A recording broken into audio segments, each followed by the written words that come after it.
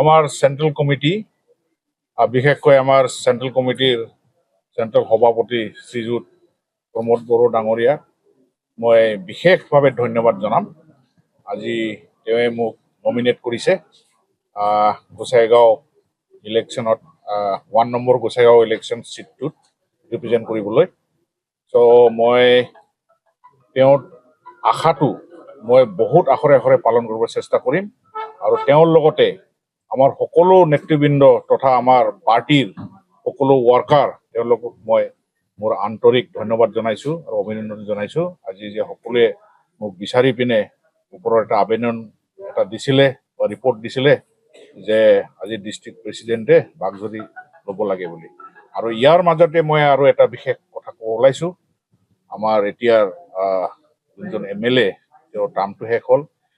তেওঁৱে বিশেষকৈ মোক মানে কনফিডেঞ্চ দিছিলে যে আপুনিয়ে মোৰ ঠাইত ৰিপ্ৰেজেণ্ট কৰিব লাগিব।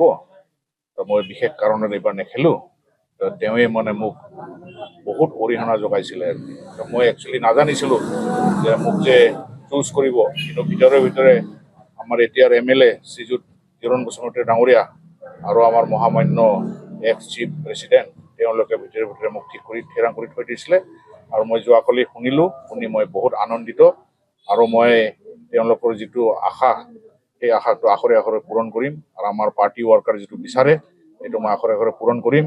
আৰু মই জানো যিহেতু মই এই অঞ্চলৰে বাসিন্দা, মই সকলো ঘূৰিছোঁ আৰু বিগত মই 6 বছৰৰ পৰা মানে ডিষ্ট্ৰিক্টৰ সভাপতি, জিলাৰ সভাপতি পাৰ্টিৰ, গতিকে মই সকলো ঠাইতে মই গাঁৱে ঘূৰা আছে। মই পাব্লিকৰ সঁহাৰি আগতেও পাইছোঁ আৰু জানোও। মই ইয়াতে ডাঙৰ দীঘল হোৱা, আমাৰ দেউতাও ডাঙৰ ছ'চিয়েল ৱৰ্কাৰ আছিলে এই এৰিয়াত, মাও শিক্ষক আছিলে। তো মই ভাবোঁ মানে মই যদি এটা অফিচিয়েলি কেণ্ডিডেট হোৱা নাই, অফিচিয়েলি কেণ্ডিডেট হোৱাৰ পিছত মই বিপুল ভোটত জয়ী হ'ম বুলি মই আশাবাদী।